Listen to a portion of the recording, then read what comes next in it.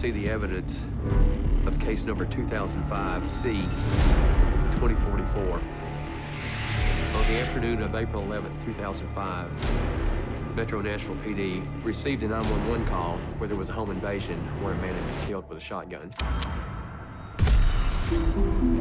Martha and Jeff were our neighbors. Martha came to my door. She was pounding. I opened the door, and she said, "He killed my husband." And I said, "What? What?" And I said, "Did you call 911? And she said, "No." So I went ahead and called 911. 911, where's your emergency? In my mind, her husband is alive. There's still a chance. Martha would tell us that she was being held and could not leave the home. She appeared to be a surviving victim. We found the body in the upstairs master bathroom. We identified the victim to be Jeffrey Freeman, Martha's husband. The victim was laying face down. He was partially wrapped in a sleeping bag. He had a black plastic bag that was tied around his head. We'd been told that he'd been shot. When we found the shotgun, we found it to be a new shotgun. It had never been fired, and there was no ammunition in the shotgun or found in the home. Police were very, very clear that they did not believe Martha's story. It became clear to me that her story didn't add up. Key piece of evidence we found was a beach towel.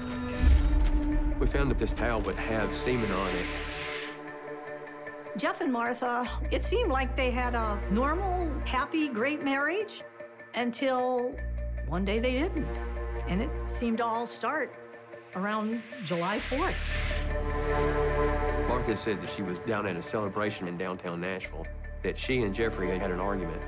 Jeffrey left Martha behind to stay with this man and two of his friends. She went back to the hotel with all three of them, and apparently they had a night of sex and partying and an unusual night on the 4th of July. There had been some tension in the marriage, so she was off doing her thing with whomever during what, almost 6 months. I don't know how they were getting along, but it wasn't back to the way it used to be, I know that. We found that this towel would have semen on it that would be connected to Martha and another man. That would lead us to believe that there was somebody else in Martha's life. The third key piece of evidence in this case was the Playboy. It was not just unusual, it was bizarre. There were men's magazines found in the home, and one of them would have a print. Martha's having an affair, and this fingerprint would tell us who she was having the affair with. The fingerprint would identify Rocha Perez. Martha talked a lot about a night on the 4th of July where she met Raphael and two of his friends. According to Martha, their marriage became estranged and that they were contemplating getting a divorce. She said that her boyfriend had been living with her for the last 30 days. She had been keeping him there inside a 2x8 closet for about a month as her sexual concubine. We have her statement that he's living in there, but now we have proof that he's been in the home. When Jeffrey arrived home that night, he came up into her bedroom and then he heard a man snoring in the closet.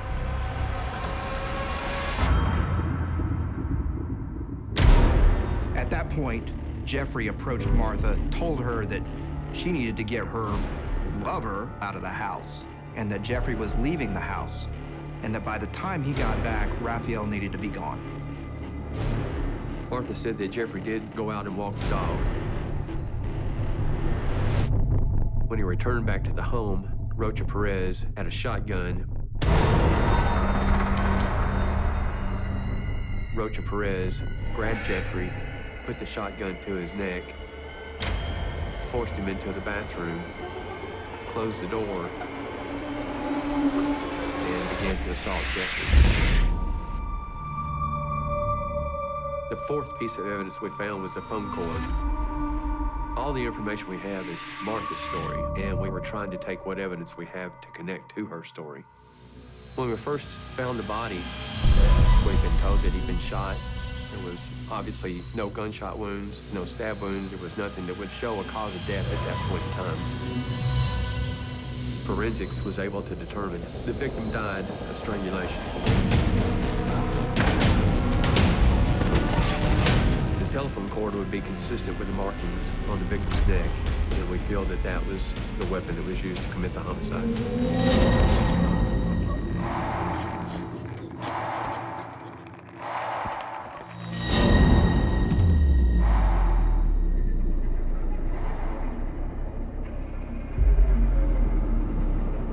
The telephone cord would be found in a trash bag downstairs in the kitchen floor.